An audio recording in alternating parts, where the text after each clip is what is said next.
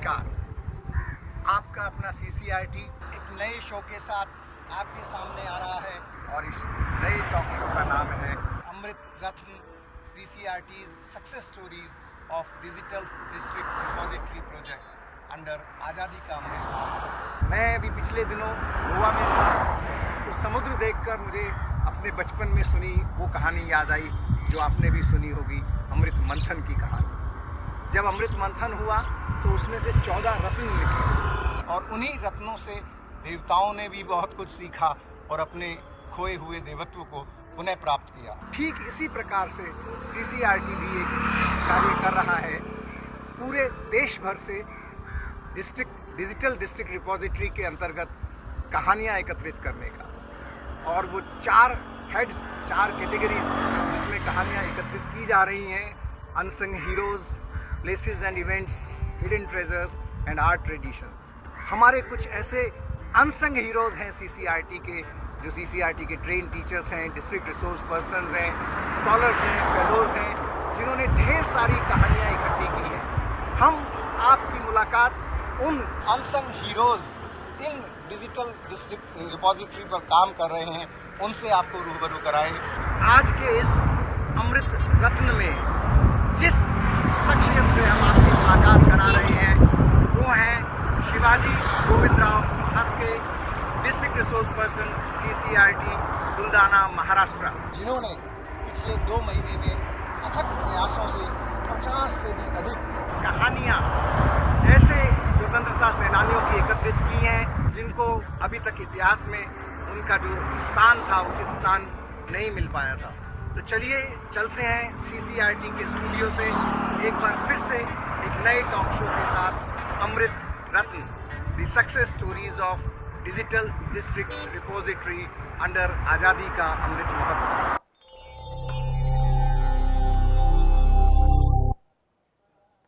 आदरणीय गुरुजनों, गुणीजनों, रसिकजनों व प्यारे बच्चों, नमस्कार।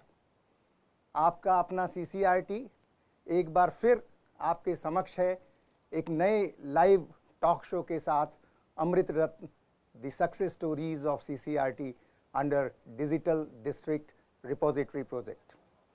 मैं ऋषि वशिष्ठ, निदेशक CCRT, आप सभी का स्वागत करना चाहूँगा इस लाइव टॉक शो में और आप सभी को विजय दिवस की हार्दिक बधाई, शुभकामनाएं भी देना चाहूँगा।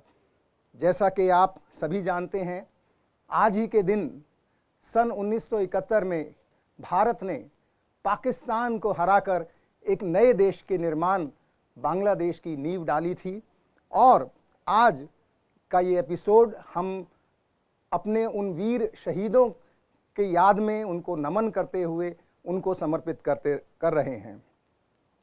आप सभी जानते हैं कि हमारा देश पिछले 2 वर्षों से आज़ादी का अमृत महोत्सव और अब अमृतकाल के रूप में मना रहा है और इस आज़ादी के अमृत महोत्सव के अंतर्गत एक बहुत ही विशेष कार्य CCRT को सौंपा गया है।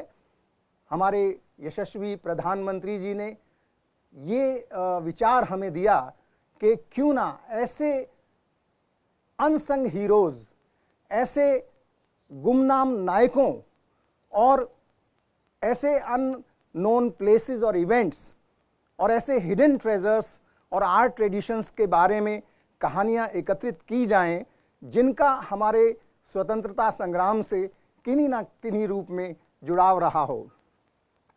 और ये कार्य करते हुए एक उद्देश्य यह भी था कि जो आज की यंग जनरेशन है उसको रूबरू कराया जाए कि जो स्वतंत्रता, जो आज़ादी हमें मिली, उसके पीछे कितने लोगों का त्याग और बलिदान था और हमारा ये नैतिक दायित्व बनता है कि हम उन शहीदों का स्मरण करें, उनको नमन करें। सो इसी उद्देश्य के साथ CCRT ने भी ये डिजिटल डिस्ट्रिक्ट रिपोजिटरी प्रोजेक्ट में भाग लेना शुरू किया। हमें ये कार्य मिला है कि हम, चूँकि हमारे पूरे देश भर में हर डिस्ट्रिक्ट में डिस्ट्रिक्ट रिसोर्स पर्सन या जिनको हम जिला स्रोत व्यक्ति भी कहते हैं वो उपस्थित हैं, साथ ही साथ हमारे स्कॉलर्स एंड फेलोज़ भी पूरे भारतवर्ष में फैले हुए हैं। हमारे कलाकार, हमारे कला के जो पारखी हैं वो भी पूरे भारतवर्ष में विद्यमान हैं। सो क्यों ना हम उनके माध्यम से ये कहानियाँ एकत्रित करें। और साथ ही साथ चूँकि मुख्य कार्य जो CCRT का है वो प्रशिक्षण का है, और प्रशिक्षण का भी उद्देश्य है संस्कृति को शिक्षा से जोड़ने का। सो पूरे भारतवर्ष में हम इस तरह की कार्यशालाएं आयोजित करें जिसमें हम हमारे प्रतिभागियों को, पार्टिसिपेंट्स को ये प्रशिक्षित करें कि किस प्रकार से वो ऐसी कहानियां एकत्रित कर सकते हैं और उनको CCRT में भेज सकते हैं। इन कहानियों को CCRT में बहुत ही एक डेडिकेटेड टीम के द्वारा उसको ऑथेंटिकेट किया जाता है, उनकी वेटिंग की जाती है और फाइनल एडिटिंग के बाद संस्कृति मंत्रालय भारत सरकार को भेजा जाता है। चूँकि CCRT एक स्वायत्त शासी संगठन है, ऑटोनोमस ऑर्गेनाइजेशन है मिनिस्ट्री ऑफ कल्चर का। सो वहाँ से फाइनल वेटिंग होने के पश्चात ये सभी कहानियाँ जो एक भारत सरकार की बहुत ही महत्वपूर्ण वेबसाइट है www.amritmahotsav.nic.in उस पर डिस्प्ले की जाती हैं, जो न केवल देश भर में बल्कि पूरे विश्व में पढ़ी जाती हैं, सुनी जाती हैं और कहीं ना कहीं उन सभी स्वतंत्रता सेनानियों को, उन सभी गुमनाम नायकों को उनका उचित सम्मानित स्थान हमारे इतिहास में दिलवाया जाता है। आज का जो विजय दिवस है उसके उपलक्ष्य में हमने अपने जो हमारे पार्टनर हैं, टेक्निकल पार्टनर हैं R2R रूट्स टू रूट्स, उनके स्टूडियो में आमंत्रित किया है डॉक्टर शिवाजी गोविंदराव महास्के जी को, जो जिला स्रोत व्यक्ति हैं, डिस्ट्रिक्ट रिसोर्स पर्सन हैं CCRT के और बुल्डाना से आते हैं, महाराष्ट्र से। डॉक्टर महास्के, आपका स्वागत है। इससे पहले कि हम आपसे ये बातचीत का सिलसिला शुरू करें, हम चाहेंगे आपके कैरियर पर एक निगाह, एक दृष्टि, एक विहंगम दृष्टि डालने का प्रयास करते हैं। Doctor Shivaji Govindrao Mahaske ji junior college lecturer हैं, Saraswati junior college Janefal, Buldhana district, Maharashtra में। डॉक्टर महास्के PhD हैं बॉटनी में और साथ ही साथ अमरावती यूनिवर्सिटी से उन्होंने MA हिस्ट्री भी किया है। देखिए कितना सुंदर कॉम्बिनेशन है इतिहास और विज्ञान का। पिछले लगभग 27 वर्षों से वो अध्यापन का कार्य कर रहे हैं और उनकी सेवाओं के उपलक्ष्य में उनको 5 सितंबर 2012 में स्टेट टीचर अवार्ड भी मिला। साथ ही साथ चूंकि वो CCRT के भी एक प्रशिक्षित अध्यापक हैं और अच्छा कार्य करने की वजह से उनको डिस्ट्रिक्ट रिसोर्स पर्सन, जिला स्रोत व्यक्ति का सम्मान दिया गया है। तो CCRT ने ट्रेनिंग पाने के पश्चात शायद ही कोई ऐसा कार्य होगा जो अपने स्कूल की एकेडमिक एक्टिविटीज़ के अलावा जो भी को करिकुलर एक्टिविटीज़ होती हैं, क्रिएटिव एक्टिविटीज़ होती हैं, संस्कृति और शिक्षा को जोड़ने से संबंधित गतिविधियां होती हैं, उनमें डॉक्टर शिवाजी महास्के जी ने हिस्सा ना लिया हो। आप देख रहे हैं उनको बहुत सारे पुरस्कार भी मिले हैं, लोकल न्यूज़पेपर्स में, इलेक्ट्रॉनिक, सोशल, प्रिंट मीडिया में उनका काफ़ी कवरेज भी होता है, क्योंकि वो जिस भी कार्य में जुड़ जाते हैं उसमें वो फिर पीछे मुड़कर नहीं देखते हैं। इसका सबसे बड़ा उदाहरण है कि जब 11, 12, 13 अक्टूबर को CCRT में DDR प्रोजेक्ट की कार्यशाला आयोजित की गई और वहाँ पर डॉक्टर महास्के को जिला स्रोत व्यक्ति के रूप में आमंत्रित किया गया, तो उस कार्यशाला को करने के पश्चात शायद ही कोई दिन गया होगा जब डॉक्टर शिवाजी महास्के ने एक नई कहानी एक ऐसे स्वतंत्रता सेनानी की CCRT में ना भेजी हो जिसको हम सब जानते हों। ऐसे अज्ञात, अल्पज्ञात और ऐसे अनसंग हीरोज से हमें परिचय कराया और अभी तक वो 50 कहानियों, 50 से भी अधिक कहानियाँ CCRT में भेज चुके हैं। और अभी चूँकि ये प्रोसेस जारी है, बहुत ही गहन एडिटिंग, वेटिंग और ऑथेंटिकेटिंग के बाद उनकी 2 कहानियाँ जो मैंने बताया, हमारी भारत सरकार की जो वेबसाइट है www.amritmahotsav.nic.in उस पर भी अपलोड हो चुकी हैं। सो डॉक्टर महास्के, मैं सर्वप्रथम आपको यही पूछना चाहूँगा कि आप अध्यापन का इतना लंबा अनुभव रखते हैं, 27 साल का अनुभव है आपका, आपके अध्यापन कार्य में सीसीआरटी क्या बदलाव लेकर आया? सीसीआरटी से जुड़ने के पश्चात आपने क्या अपने आप में बदलाव महसूस किया? Over to you Shivaji ji. Thank you sir. Sir पहले नमस्कार सभी को। सर मैं सबसे पहले सीसीआरटी का बहुत आभारी हूँ कि सीसीआरटी ने मुझे 2011 से उनसे जोड़ लिया और मुझे काम करने का मौका दिया। सीसीआरटी से मैंने बहुत सीखा है और आप भी 2011 से मुझे मार्गदर्शन करते आए हैं और आपके मार्गदर्शन से ही मैं ये सब कुछ कर सका हूँ और करता रहूँगा, क्योंकि अभी कुछ हुआ, बहुत काम नहीं किया मैंने, लेकिन जो भी कर रहा हूँ वो आपके मार्गदर्शन से कर रहा हूँ। तो मैं पहले तो आप सभी का आभार व्यक्त करना चाहता हूँ और उसके बाद में मैं आपका सवाल का जवाब पे आऊँगा। तो सबसे पहले मैं हमारे जो डायरेक्टर साहब है ऋषि सर, तो सर ने मुझे बहुत मार्गदर्शन किया है 2011 से। तब से जो भी एक्टिविटी स्कूल में रही या सीसीआरटी के अलग अलग सेंटर पे रही, तो उन्होंने मार्गदर्शन किया है। अ, दूसरा नाम मैं लेना चाहूँगा हमारे deputy director doctor Rahul Kumar sir, जिन्होंने भी मुझे बहुत मार्गदर्शन किया है। वो भी 2011 मैं जब से सीसीआरटी ने मुझे ज्वाइन कर लिया, या उन्होंने मुझे नियुक्त कर लिया कि पहले मुझे ट्रेनिंग दिया, उसके बाद में ओरिएंटेशन हुआ, उसके बाद में मुझे डीआरपी भी नियुक्त किया। तो तब से लेके सर, हमारे वशिष्ठ सर और Rahul Kumar sir, doctor Rahul Kumar sir, ये दोनों मेरे मार्गदर्शक रहे हैं और उनके मार्गदर्शन में मैं ये काम कर सका हूँ। तो इसके बाद में मैं और कुछ नामों का उल्लेख यहाँ करना चाहूंगा और फिर मैं सर के सवाल का जवाब दूंगा।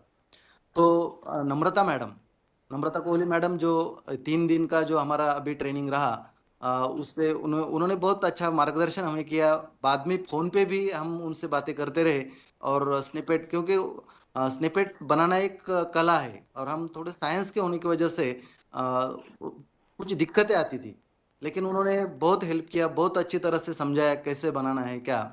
उसके बाद में मैं एक नाम और जोड़ना चाहूंगा, हमारे देव तनेजा सर। उन्होंने भी अपडेट रखा हमको और जो भी कुछ हमारी दिक्कतें रही या कुछ प्रॉब्लम्स रहे, तो उसमें उन्होंने भी बहुत हमारा साथ दिया।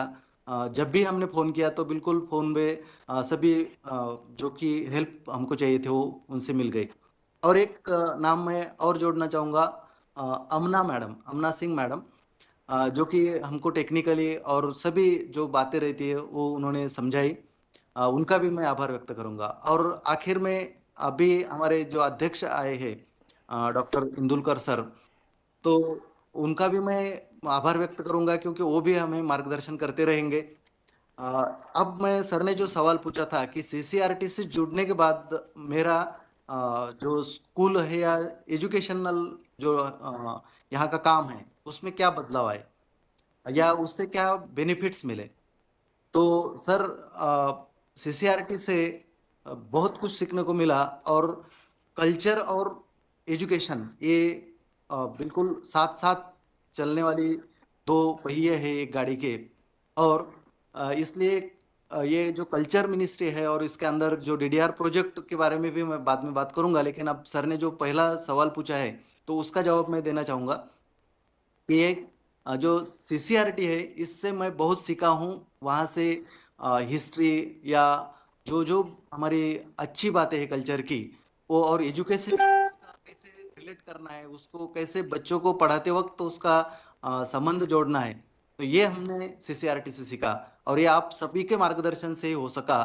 आपका बहुत बहुत धन्यवाद सर। डॉक्टर महास्के, आपने अभी हमारे अध्यक्ष महोदय जी का भी जिक्र किया, डॉक्टर विनोद नारायण इंदुरकर जी, जो हमारे नवनियुक्त अध्यक्ष हैं, वो भी महाराष्ट्र से आते हैं, नागपुर से, और वो स्वयं भी रंगकर्मी हैं, स्कॉलर हैं और वो प्रोफेसर हैं, टैगोर प्रोफेसर हैं। और वो भी एक जो हमारी सीसीआरटी की मल्टी डिसिप्लिनरी अप्रोच की नीति है कि जैसे आपके केस में भी मैं देख रहा हूँ, पीएचडी आपने बॉटनी में किया, हिस्ट्री में किया, और सभी का संगम आपकी कहानियों में हमें देखने को मिलता है। ठीक उसी तरह से हमारे जो अध्यक्ष हैं डॉक्टर विनोद नारायण इंदुरकर, उनका भी परफॉर्मिंग और विजुअल आर्ट दोनों में बराबर का पकड़ है और उनका शुभकामना संदेश भी हमें शीघ्र ही अभी प्राप्त होने वाला है। हम आपको वो संदेश भी सुनवाएंगे।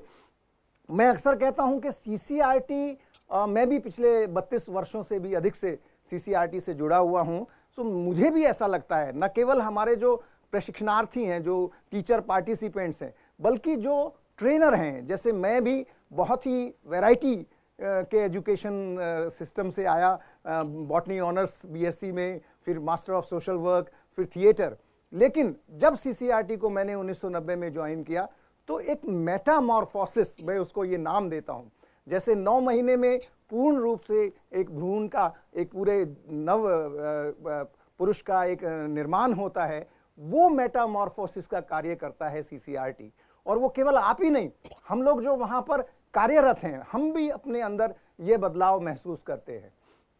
तो आपने जो ये नया काम टेकअप किया, आप खुद ही बोल रहे हैं कि साइंस का बैकग्राउंड होने की वजह से शुरू में कुछ दिक्कतें आपको आई, लेकिन चूंकि स्टोरी, ये भी एक आर्ट ऑफ स्टोरी राइटिंग जो है, ये भी एक साइंटिफिक प्रोसेस है, तो उसके बारे में थोड़ा सा प्रकाश डालिए कि आपने किस प्रकार से अपने को इक्विप किया, किस प्रकार से अपने को तैयार किया कि भाई मुझे ऐसा काम करना है जिसे उन स्टोरीज को सब पढ़ें, सबकी रुचि हो, और जब वो शुरू करें तो अंत तक वो आपके जो रीडर हैं वो पढ़ते चले जाएं।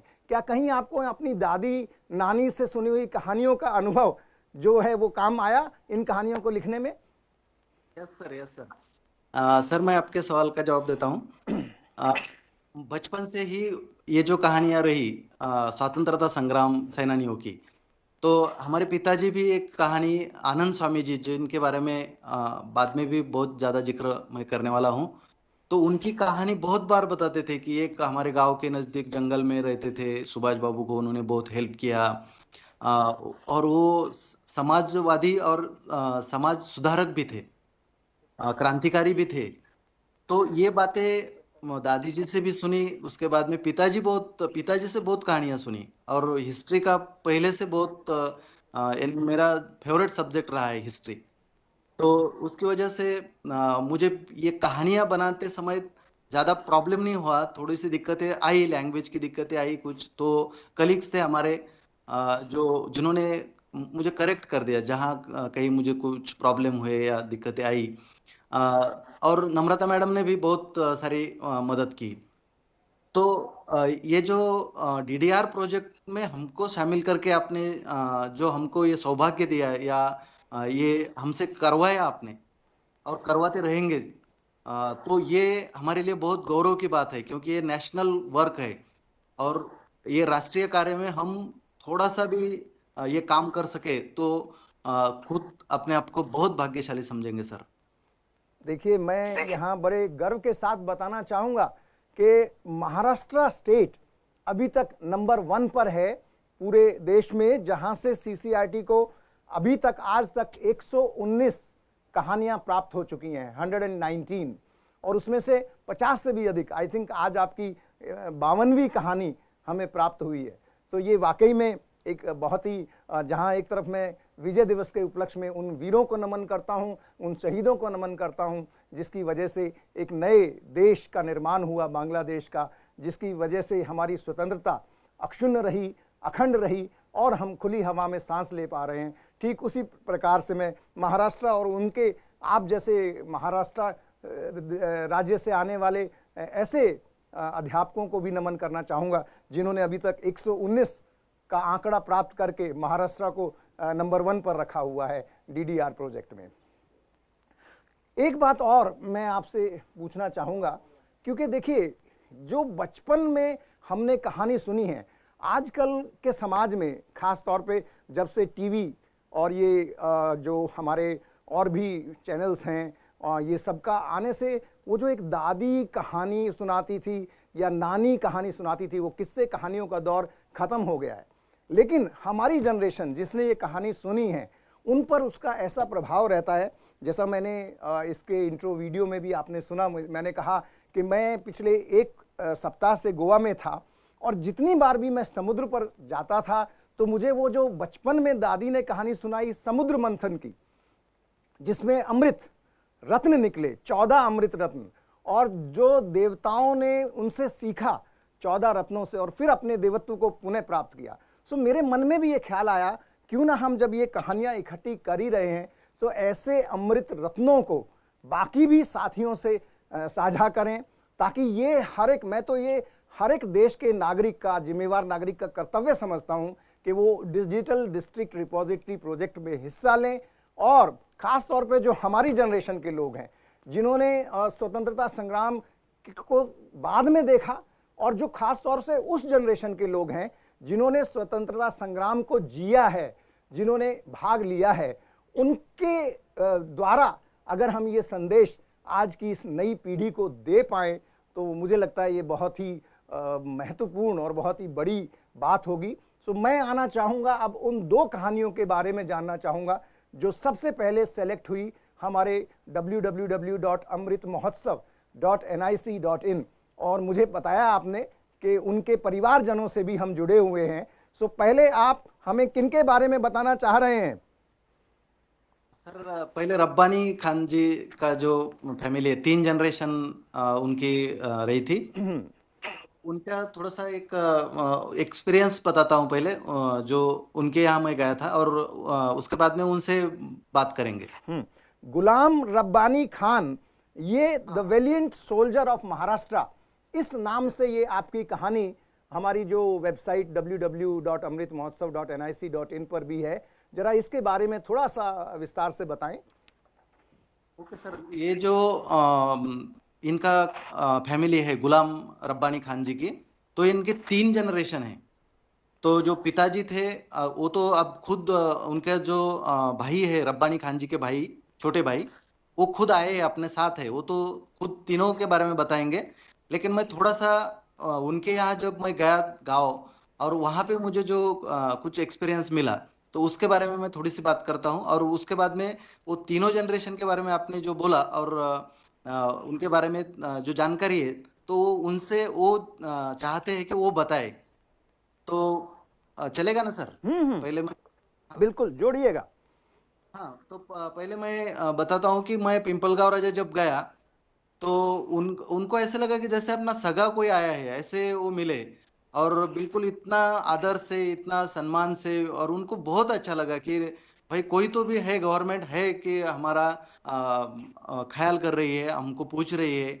हमारी जो तीनों पीढ़ियां है जो जिन्होंने सर्वस्व त्याग दिया जी। अपने, खेती रही या कुछ रहा, सैन्य में भर्ती हो गए, सुभाष बाबू की फौज में, गुलाम रब्बानी खान जी सुभाष बाबू की फौज में थे। क्या बात। हाँ, तो ये इतना सब कुछ उनकी फैमिली ने किया है, तो उन्होंने तो सब डॉक्यूमेंट्स दिए, सभी जानकारी दी। उनके गांव में जब गए तो गांव वाले लोग भी हमारे तरफ बहुत अच्छी निगाह से देख रहे थे, अरे भाई उनका घर उधर है, इधर इधर से जाओ, ऐसा जाओ। तो उन्होंने बहुत हेल्प किया, और ये हिंदू मुस्लिम एकता का एक प्रतीक है, ये जो पिंपलगांव राजा। तो ये राष्ट्रीय एकात्मता के लिए भी बहुत बड़ी बात है कि एक फैमिली में 3, और उनके एक दूसरे भाई भी है जिनके ऊपर भी मैंने एक स्निपेट बनाया। 4 लोग हैं उनके फैमिली से। बहुत सुंदर। हाँ, और जब मैं उनके घर से निकला, वो तो बोले खाना खा के जाओ बिल्कुल, लेकिन टाइम नहीं था, बहुत जगह जाना था, फिर भी उन्होंने हमको खिलाया। और उसके बाद में जब हम वहां से निकले बाहर, तो उनके आंखों में आंसू थे। तो ये मुझे बहुत ऐसा फील हुआ कि कितने भावुक हो गए वो। तो ये बड़ी बात थी मेरे लिए कि ऐसा जाना चाहिए, ऐसा मिलना चाहिए लोगों से, क्योंकि उनके दिल में कितना रिस्पेक्ट रहता है दूसरे। तो आप उनसे बात करेंगे सर? जी जरूर। आजाद हिंद फौज में पठान रेजिमेंट को लीड किया हमारे गुलाम रब्बानी खान साहब ने, और आज उन्हीं के परिवार के एक वंशज हमारे साथ हैं, खान साहब। उनसे गोविंद जी, शिवाजी जी हमें कनेक्ट कराइए और थोड़ा सा उनके बारे में भी परिचय दीजिए। हाँ सर, वो आ गए। अपना ऑडियो ऑन करें खान साहब, आप अपना ऑडियो, अपना माइक ऑन कर लीजिएगा। आदाब। नमस्ते। नमस्ते।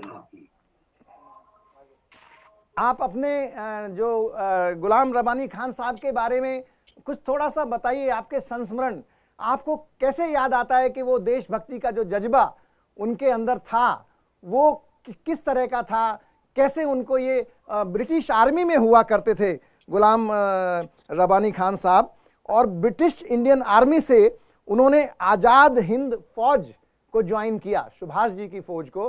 तो कैसा आपको, तो आपने तो उनको रूबरू देखा है, कैसा लगता था उनसे बातचीत करके, उनके जज्बे के बारे में आप कैसा महसूस करते हैं, बताइए। मेरे गुलाम रब्बानी खान मेरे बड़े भाई थे, सबसे बड़े थे वो। जी जी। वो ब्रिटिश आर्मी में थे। हम्म। 1942 में जब नेताजी सुभाष चंद्र बोस ने जी आजाद हिंद सेना बनाई, जी। तो वो हमारे पिता, उस वक्त तो खत के फोन वगैरह नहीं थे, खत किताबें चलती थी। हाँ हाँ तो मेरे पिताजी ने उनको राय दी थी कि बेटे तू ये सब छोड़, हाँ। अब नेताजी के साथ जा। अरे वाह, क्या बात। हाँ, फिर कैप्टन मोहन सिंह और कैप्टन अकरम, बहुत खूब। ये दोनों ने उनको बहुत ज्यादा तैयार किया। क्या बात। वो जापान की आर्मी, ब्रिटिश आर्मी के जैसे वो कैदी हो गए थे। हाँ हाँ। वहां से जब छूटे तो उन्होंने तय कर लिया कि नहीं, अब हमको भारत की आजादी के लिए लड़ना है। इसलिए वो नेताजी सुभाष चंद्र बोस के साथ गए। नेताजी सुभाष चंद्र का वो बात कि तुम मुझे खून दो मैं तुम्हें आजादी दूंगा, अरे वाह। इस पर उन्हें अपने आप रेडी करा। हाँ। और वो नेताजी सुभाष चंद्र बोस की सेना में, आजाद हिंद सेना में शामिल हो गए। हाँ बाद में गवर्नमेंट ने 1972 में हाँ हाँ उन्हें स्वतंत्र संग्राम सैनिक का प्रमाण पत्र भी दिया। हाँ और बाद में श्रीमती इंदिरा गांधी के हाथ से हाँ हम जो अपना 2500 जो मनाया गया हाँ हाँ पिथौरी डोगरी, उसमें श्रीमती इंदिरा गांधी के जरिए से हाँ। उनको ताम्र पत्र भी प्राप्त किया क्या गया। बात। उन्हें पेंशन भी मिलती रही। अच्छा। और मेरे पिताजी जो थे गुलाम मुस्तफा खान, हाँ हाँ। ये महात्मा गांधी और पंडित जी के साथ रहे। ओके। उन्हें 6 महीने की सजा भी हुई। हाँ हाँ अब बेटा तो ऐसा हुआ कि 1970 में उनका इंतकाल हुआ हाँ हाँ। और 1972 में पेंशन स्कीम शुरू हुई। क्या बात, बहुत बढ़िया। हमने कोशिश की तो मेरे माता जी के नाम से, नैमुनिसा के नाम से पेंशन आती रही उनके मरने तक।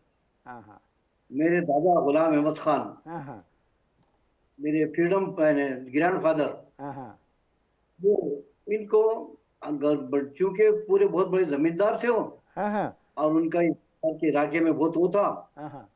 तो ब्रिटिश गवर्नमेंट ने उनको खान बहादुर का खिताब दिया। अरे वाह। लेकिन लोकमान्य तिलक जी का वो स्वराज माजा सिद्ध जन्म सिद्ध काहे अधिकार ते है, वाला मेळविला हरप, स्वराज मेरा जन्म सिद्ध अधिकार है। वो ये इस पर उन्होंने हाँ हाँ खान बहादुर का जो गवर्नमेंट उस वक्त दिया था उन्होंने सम्मान, हाँ, वो वापस किया। वापस किया। और 1913 में जब लोकमान्य तिलक जी ने सूरत में कांग्रेस का इजलास बुलाया, उस वक्त कांग्रेस एक्चुअली पार्टी थी, जी जी। तो वो उससे पहले सबसे शरीक। मुझे सब अफसोस है हाँ हाँ कि लोकमान्य तिलक जी के डॉक्यूमेंट्स और वो केसरी के पेपर्स अब चूंकि पुराने बहुत दिन हो गए, हाँ हाँ बीच परिस्थितियों की बिगड़ी, हाँ हाँ। ये वो सब हमारे पास से नहीं है। लेकिन कुछ ना कुछ डॉक्यूमेंट्स हमारे पास है, जो मस्के सर का मैं बहुत ज्यादा आभारी हूँ। हाँ। और खान सबसे साहब, पहले मैं ये जानना चाहूंगा, आप तो स्वयं में अपना एक बहुत बड़े डॉक्यूमेंट हैं। मैं जानना चाहूंगा, जब मस्के सर आपके पास आए तो आपको कैसा लगा कि भारत सरकार की ओर से कोई आया है जो आपके बड़े भाई साहब, भाईजान के बारे में, उनके योगदान, उनके कंट्रीब्यूशन के बारे में जानना चाहता है? तो कैसा लगा आपको, वो फीलिंग कैसी थी आपकी? सर क्या बोलूं, ऐसा लगा कि मेरा भाई मुझसे मिलने आ गया। भाई कहीं जो खोया भाई था मेरा। क्या बात, बहुत सुंदर, ये बहुत सुंदर। एकदम इतना दिल खुश हो गया मेरा अरे जब वाह। उन्होंने कहा कि हम आपके इसके लिए। तो सर मैं तो, चूंकि गवर्नमेंट हमको सहूलतें दी भारत सरकार से, जी इसमें कोई दो राय नहीं है। हमको पढ़ाई के लिए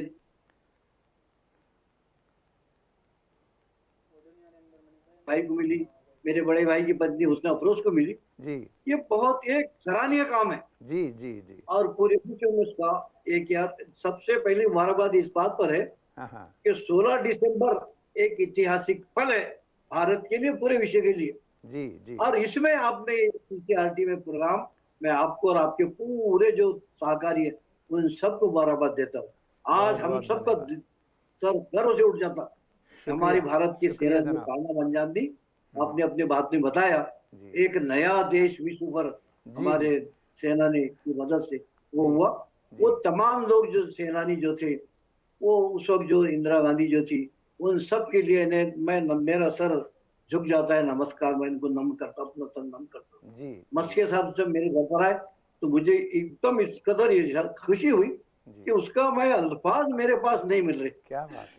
कि कुछ ऐसा आया जो मुझसे मेरे खानदान के बारे में, मेरे घर के बारे में, मेरे 3 जनरेशन जो भारत की आजादी में पूरा पूरा योगदान दिया। सर 173 एकड़ जमीन मेरे पिताजी के पास थी, जो सब जब्त हो गई, आप अंदाज लगाएं। जी जी जी, तो बहुत बहुत वो शुक्रिया जेल खान उनको साहब। हुई। आपसे इसी तरह से हम रूबरू होते रहेंगे और आपके जो मुझे कहना चाहिए अनुभव हैं, जो आपकी हाँ जो सीख है यंग जनरेशन के लिए, हाँ, उसे हम इसी प्रकार से लेते रहेंगे। एक बार फिर से आपको बहुत बहुत सलाम, बहुत बहुत शुक्रिया जनाब। नहीं आपको बहुत बहुत सलाम साहब, बहुत बहुत सलाम आपको। डॉक्टर महास्के, अभी हम आते हैं हमारे दूसरे स्वतंत्रता सेनानी पर, जिनकी कहानी लेजेंडरी सॉन्ग रंग दे बसंती चोला के नाम से www.amritmahotsav.nic.in पर आपकी डिस्प्ले हुई है। कृपया उसके बारे में भी हमें थोड़ा सा प्रकाश डालिए। बिल्कुल सर, बिल्कुल। ये जो रामकृष्ण खत्री जी है, ये हमारे बुल्ढाना जिले के चिखली गांव के हैं। उनके पुत्र जो है, जो अभी हमसे बात भी करने वाले हैं, उदय खत्री जी साहब। लेकिन उनसे पहले मैं इन शॉर्ट उनका जो रामकृष्ण खत्री थे, वो शायद बहुत जल्दी का देहांत हो गया। तो उसके बाद माता जी ने उनका संगोपन किया और बाकी रिलेटिव भी थे। तक वहां से तिलक जी वहां आए थे। उदय जी बोलना चाहते हैं। मैं ख्याल से पहले उदय जी को बोलने दो, फिर मैं बोलूंगा। जी जी जी, उदय जी, उदय त्रिपाठी जी, आपका स्वागत है। जरा आपसे हम उदय खत्री जी, जरा हम आपसे जानना चाहेंगे आपके पिताश्री रामकृष्ण खत्री जी के बारे में। आप जरा बताएं। पहले तो मैं आपके इस कार्यक्रम की का अभिनंदन करता हूँ, स्वागत करता हूँ, बहुत अच्छा। और मैं बताना चाहता हूँ कि हमारे पिताजी चिखली जिला बुल्ढाना में उनका 3 मार्च 1902 को जन्म हुआ था जी, और मराठी माध्यम से उनकी पढ़ाई हुई थी। और उस जमाने में लाल बाल पाल का दौर चलता था और उसमें बाल गंगाधर तिलक, क्योंकि महाराष्ट्र में बहुत अधिक लोकप्रिय थे, जी, वो अपने दौरे में के दौरान चिखली आए। उनकी मराठा और केसरी पत्रिका वहाँ आती थी। मराठा तो अंग्रेजी में होती थी, लेकिन केसरी पत्रिका जी, मराठी में होती थी। जी, तो वो अपने स्कूल जो जाते थे वहाँ के चिखली के स्कूल के, तो लौटते आते जाते जो बुजुर्ग लोग थे गांव के, वो लोग पकड़ लेते थे, चलो बेटा ये हमको खबर पढ़ के सुनाओ। तो वो पढ़ के सुनाते थे उन लोगों को। तो उसमें तिलक के बारे में बहुत मतलब प्रेरक सूचनाएं होती थी। जी, तो वो उनको सुनाते सुनाते इनकी भी रुचि जागी। क्या बात, बहुत खूब। बुजुर्गों को सुनाते सुनाते इनकी भी रुचि जागी। हम्म, तिलक क्या चीज है वो। तो वो इसी बीच तिलक का चिखली आगमन हुआ। अच्छा जी, और चिखली में पाबंदी लगा दी गई थी सब तरफ से। चिखली में बच्चे नहीं जाएंगे, कोई भी छात्र नहीं जाएगा उनका भाषण सुनने, ना उनके पास जाएगा, ना उनको देखने।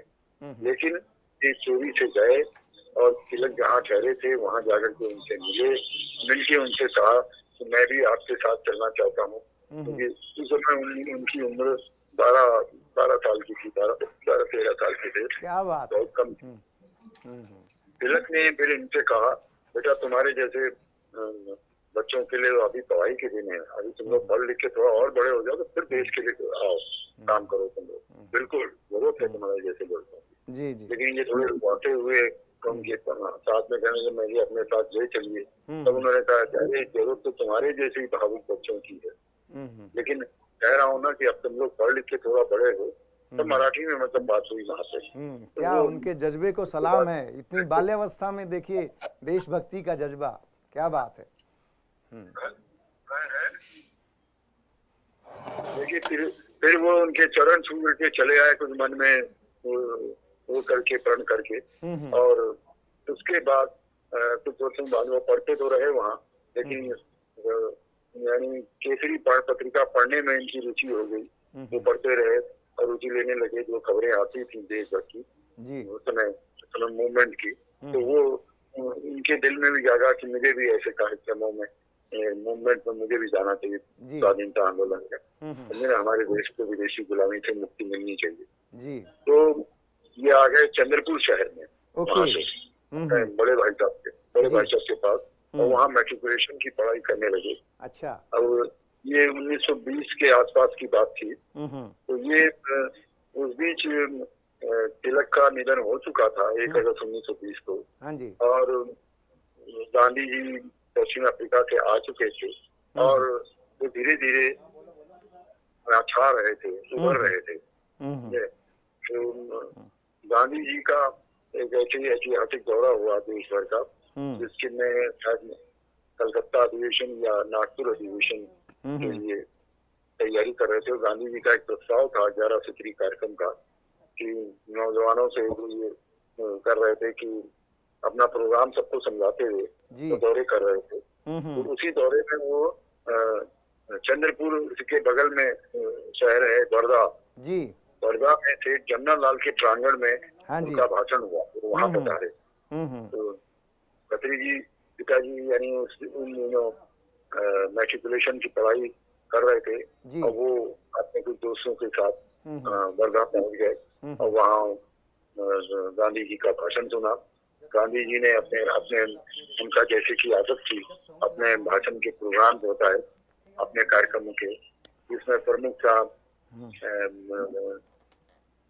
ये कलकत्ता कांग्रेस अधिवेशन से पहले की बात है, सितंबर 1920 में जी। और उनके 11 सूत्री कार्यक्रम की घोषणा में प्रमुख था वकीलों से वकालत छोड़ने का आह्वान, छात्र छात्राओं से अंग्रेजी विद्यालयों की पढ़ाई छोड़ देने का आह्वान, तथा प्रबुद्ध जनों से उनको अंग्रेज सरकार द्वारा प्रदत्त उपाधियों क्या कहते हैं, क्या देते थे उनको, पदवियों का परित्याग कर देने का आह्वान आदि आदि। इस तरह 11 सूत्री कार्यक्रमों की उन्होंने वहाँ व्याख्या की। और उनके गांधी जी के भाषण की एक परंपरा थी कि अंत में वो सबसे कहते थे कि किसी को कोई शंका समाधान करना हो तो मुझसे पूछ सकता है, समझे। तो उस समय तो वहाँ क्योंकि वो साउंड सिस्टम का दौर नहीं था, गांधी जी धीरे धीरे करके बोलते थे, और तिलक का जमाना भी बिना साउंड सिस्टम वाला ही था, लेकिन हजारों की को संबोधित करते थे। समझ सकते हैं कि क्या बुलंद आवाज रही होगी बहुत लोग मानते। खत्री साहब, मैं ये भी जानना चाहूँगा, क्योंकि जो आपके पिताश्री थे रामकृष्ण खत्री जी, वो हिंदी, मराठी, गुरमुखी, इंग्लिश सभी भाषाओं के ज्ञाता थे, और उन्होंने एक पुस्तक भी लिखी, शहीदों की छाया, जो नागपुर से पब्लिश भी हुई। साथ ही साथ जो ये लीजेंडरी सॉन्ग है रंग दे बसंती चोला, राम प्रसाद बिस्मिल जी की टीम में वो रहे हैं, और उन्होंने जो उनके साथ अशफाक उल्ला खां साहब, ठाकुर रोशन सिंह साहब, सचिंद्र नाथ बख्शी जी, रामकृष्ण खत्री जी, सब ने मिलके 14 लोगों ने मिलके ये जो सॉन्ग है मेरा रंग दे बसंती चोला, इसका सृजन किया। और ये इतना फेमस हुआ कि पोस्ट इंडिपेंडेंस ईरा में भी कई फिल्मों में इसका जो है इस्तेमाल हुआ। और यहाँ पर मैं एक झलक दिखलाना चाहूँगा इस सॉन्ग की, जो वाकई में एक लैंडमार्क सॉन्ग था, जिसको देखकर मैं खुद बहुत छोटा बच्चा था जिस वक्त मैंने पहली बार ये शहीद फिल्म मनोज कुमार जी की देखी थी, और मेरे रोंगटे खड़े हो गए थे इस सॉन्ग को सुनकर, इस गाने को सुनकर। पूरा तो हम समय की सीमा है नहीं सुना पाएंगे, लेकिन उसकी एक झलक हम आपको दिखलाना चाहेंगे। आइए देखते हैं मेरा रंग दे बसंती चोला।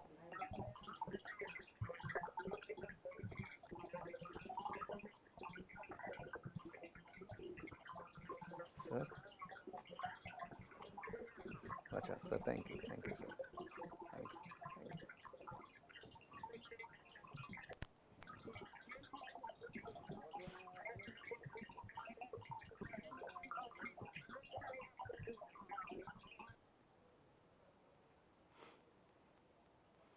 मैं अपनी टेक्निकल टीम से कहूँगा कुछ शायद ऑडियो का थोड़ा सा इसमें प्रॉब्लम हुई है, दिक्कत हुई है। अगर एक बार फिर से कोशिश कर सकें, बिकॉज बहुत ही देशभक्ति से परिपूर्ण ये गीत है और जिसको सुनने के बाद हर बच्चे में, युवा में, बड़े बुजुर्गों में एक देशभक्ति की ऐसी भावना जागृत होती है। और जिस तरह से इसका फिल्मांकन किया गया है, जिस तरह से किस तरह से युवा अपने एक देशभक्ति के जज्बे के साथ फांसी के फंदे को चूमते हैं, वो एक बहुत बड़ा संदेश पूरी नई जनरेशन, नई पीढ़ी को देने वाला है। क्या एक बार फिर से एक झलक की कोशिश कर सकते हैं? जी, शुरू कीजिए।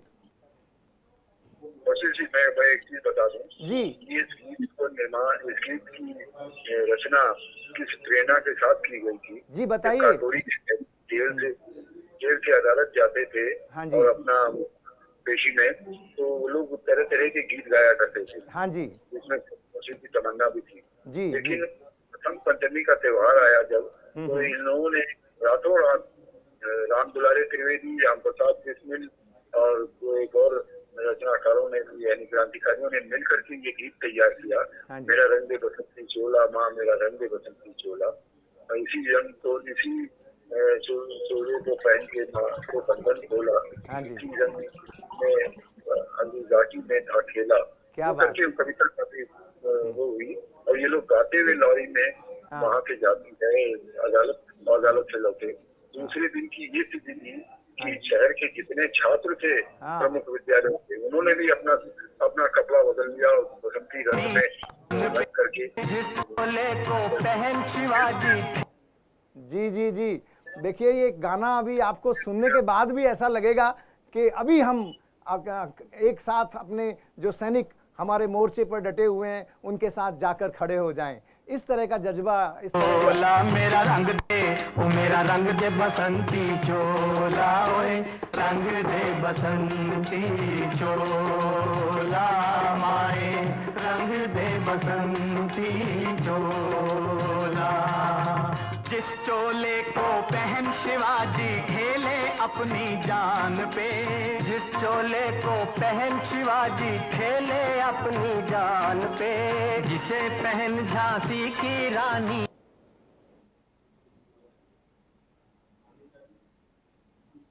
जी खत्री साहब, थोड़ा सा और मुझे बताइएगा कि चूंकि आप लखनऊ से जुड़ रहे हैं और पिताश्री का जो पूरा कर्म क्षेत्र, कार्य क्षेत्र रहा वो काफ़ी जगह जगह पर रहा, तो फाइनली आप लोग अभी लखनऊ में सेटल हैं, जहां रामकृष्ण खत्री जी का देहावसान भी हुआ 18 अक्टूबर 1996 में।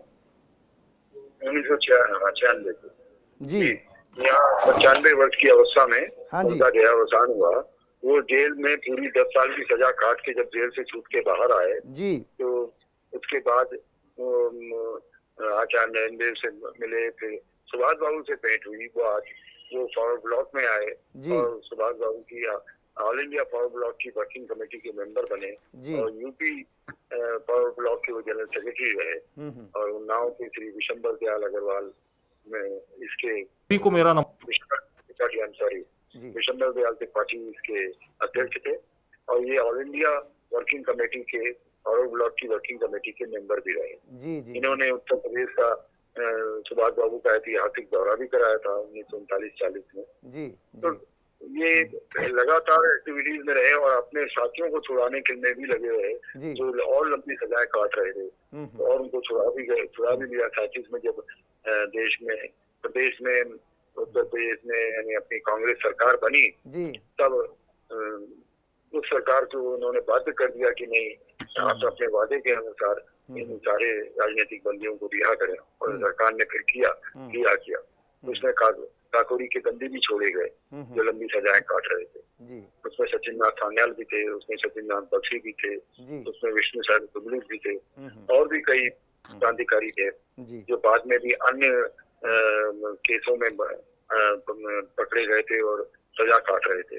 जैसे कानपुर के साहब, थोड़ी सी समय की सीमा को ध्यान में रखते हुए मैं आपके पिताश्री को स्मरण करते हुए अपना हार्दिक नमन करना चाहूँगा उनको। और मैं ये चाहूँगा क्योंकि आज आपने कहा कि आप वीडियो पर नहीं आना चाहेंगे, लेकिन मैं ये चाहूँगा कि कभी आप हमसे रूबरू हों, कभी आपका दिल्ली आना हो, वहाँ पर भी आप हमसे मिलें और अगली बार हम आपको सबके सामने प्रस्तुत कर सकें।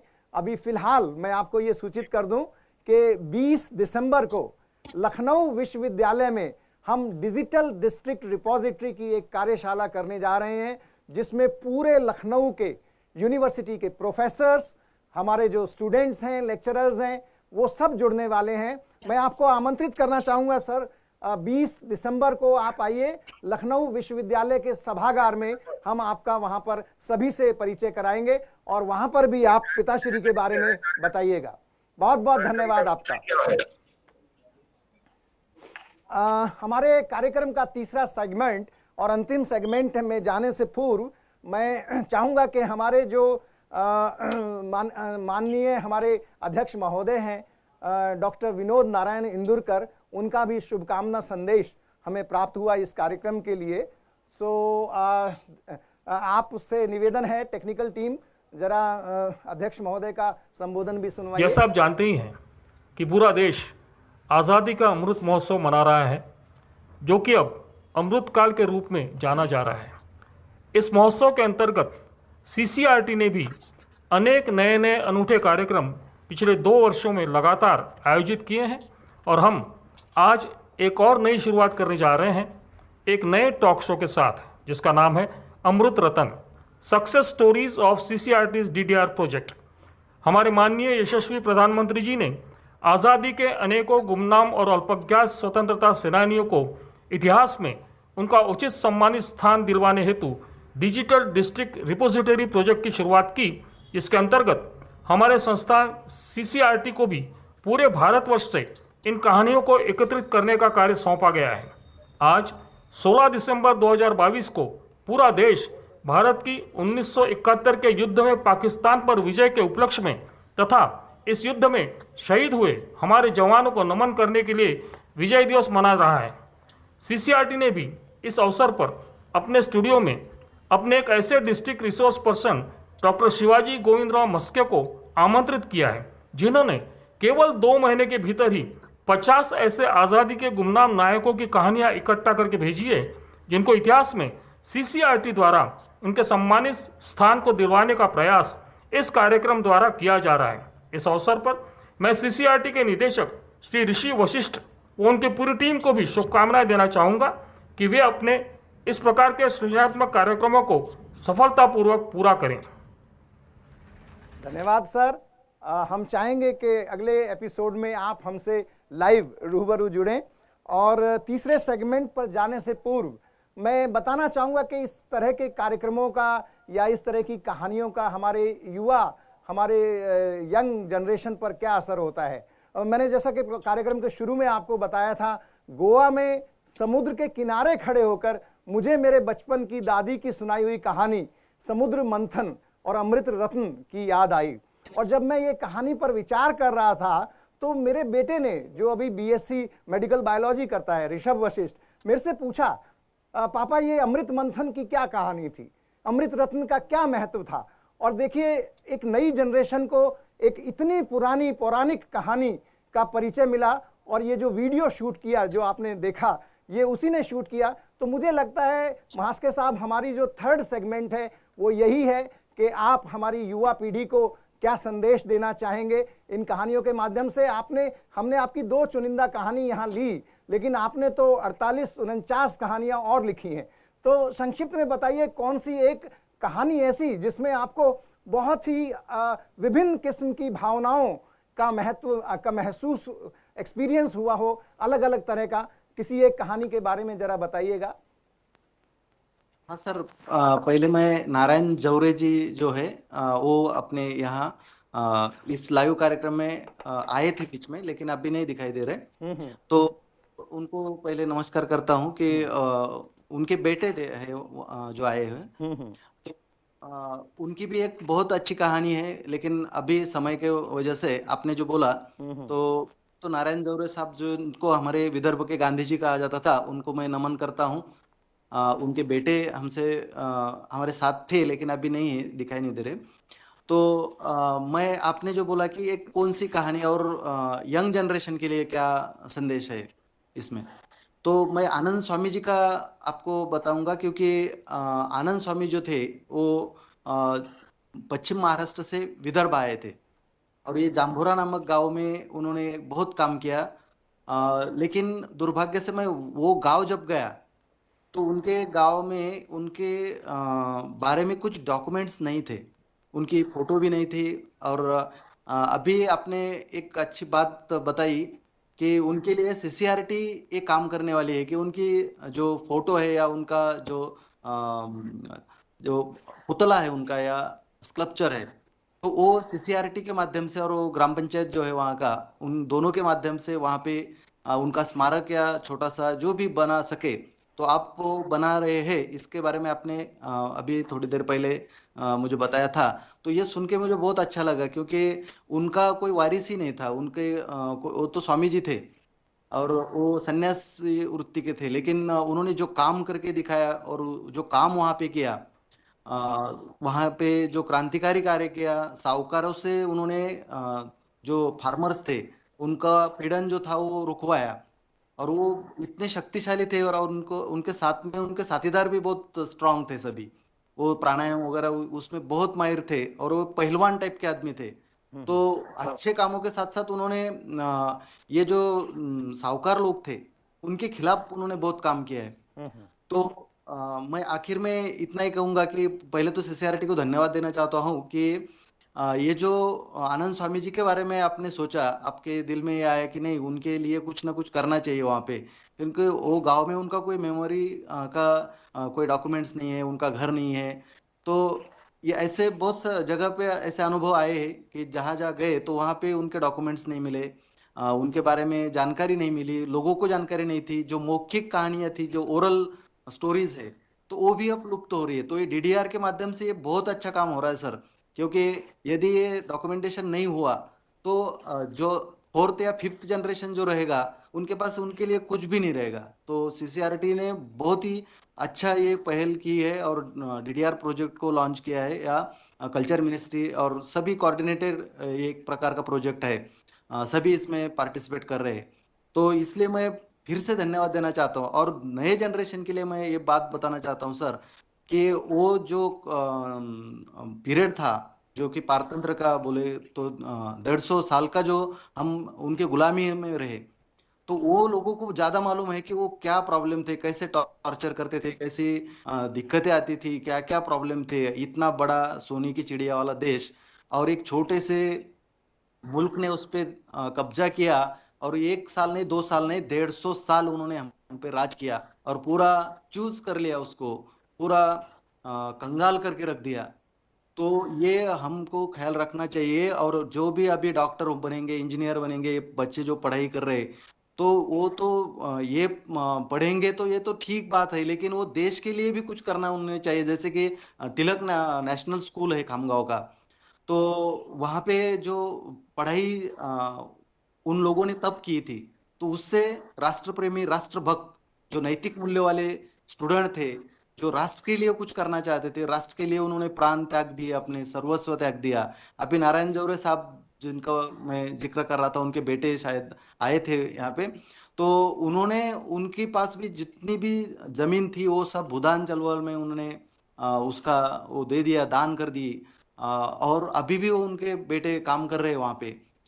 तो मैं ये अपने जो स्टूडेंट है या जो नई पीढ़ी का आपने जो बोला कि जो यंग जनरेशन है, उनके लिए इतना ही कहना चाहता हूँ कि हम जो भी बने, डॉक्टर बनेंगे, वकील बनेंगे, इंजीनियर बनेंगे, जो भी बनेंगे, लेकिन हम पहले देशभक्त बनेंगे। और देशभक्ति के साथ ही हम जो भी प्रोफेशन में काम करेंगे तो वहां पे मन लगा के देश के लिए, देशवासियों के लिए काम करेंगे, ताकि हमारा देश और ज्यादा बढ़ता रहे। बहुत बहुत धन्यवाद शिवाजी गोविंद राव महास्के जी। आपके इस प्रेरणा को हम जन जन तक पहुंचाएंगे। और अंत में मैं पुनः अपने सभी आदरणीय गुरुजनों, गुणीजनों, रसिकजनों, प्यारे बच्चों सभी का धन्यवाद करना चाहूँगा। हमारे अध्यक्ष महोदय का धन्यवाद करना चाहूँगा कि उन सभी ने हमारे शुभकामनाओं के साथ हमारे इस हौसले को और भी बढ़ा दिया है और एक जिम्मेवारी भी हम पर डाली है कि प्रति सप्ताह हम एक नई शख्सियत से आपकी मुलाकात कराएं, उनके द्वारा इकट्ठी की गई कहानियों में से कुछ चुनिंदा कहानियां सुनवाएं और उनके जो फ्रीडम फाइटर्स हैं उनकी फैमिली के लोगों से आपको मिलवाएं। चूँकि ये पहला एपिसोड है, कुछ टेक्निकल ग्लिचेस भी रहे हैं। मैं चाहूँगा कि आपके वैल्यूएबल सजेशंस, सुझाव हमें मिलें ताकि हम इस कार्यक्रम को और भी अच्छे से आपके सामने ला सकें। Last but not the least, हमारे जो कोलैबोरेटर हैं, टेक्निकल पार्टनर हैं रूट्स टू रूट्स, उनका विशेषकर राकेश गुप्ता जी का, टीना वाचानी जी का और उनकी पूरी टेक्निकल टीम का मैं हार्दिक धन्यवाद और आभार प्रकट करना चाहूँगा। इतना अच्छा स्टूडियो हमें उपलब्ध कराया और इस कार्यक्रम में चार चांद लगाए। भविष्य में भी आपका सहयोग मिलता रहेगा। हमारे सभी श्रोतागणों, दर्शकों के सुझाव हमें मिलते रहेंगे। इसी उम्मीद के साथ डॉक्टर शिवाजी महास्के जी, आपका भी विशेष आभार। इसी प्रकार से आप भी हमें इस तरह की कहानियाँ भेजकर हमें उत्साहित करते रहिए कि हम इस कार्य में लगे रहें और इस पुनीत युग में अधिक से अधिक लोगों को जोड़ सकें। दर्शकों, यदि आप भी अपनी कोई भी कहानी अपने गांव, अपने शहर, अपने जिले, अपने राज्य से ऐसे किसी स्वतंत्रता सेनानी, unsung heroes, places and events, hidden treasures, art traditions के बारे में कुछ भी कहानी हमें साझा करना चाहते हैं तो हमें CCRT में भेजें। CCRT की वेबसाइट पर विस्तृत जानकारी उपलब्ध है इस प्रोजेक्ट के बारे में और साथ ही साथ किस तरह से ये लोग कहानियां संग्रहित करते हैं, मेकिंग ऑफ ए स्टोरी, वहां भी आपको ये देखने को मिलेगा। फिर से आपसे मिलने की तमन्ना के साथ मैं ऋषि वशिष्ठ, निदेशक CCRT, आप सभी का हार्दिक आभार, अभिनंदन व्यक्त करते हुए आपसे विदा लेता हूं। नमस्कार।